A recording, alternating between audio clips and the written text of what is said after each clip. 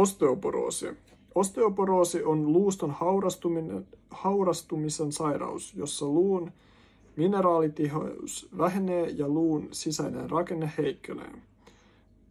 Tasapaino luuta rakentavien osteoblastien ja luuta hajottavien osteoklastien välillä häiriintyy osteoklastien hyväksi.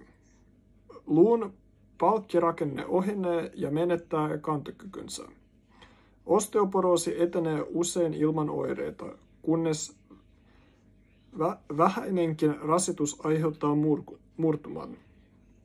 Selkärangassa esiintyvät puristumamurtumat voivat aiheuttaa selkäkipuja, ryhdin kuormitusta ja pituuden lyhentymistä. Reisiluun kaulan murtumat ovat merkittäviä, sillä ne voivat jopa johtaa pysyvään liikuntakyvyn heikkemiseen ja jopa kuolleisuuden lisääntymiseen komplikaatioiden vuoksi.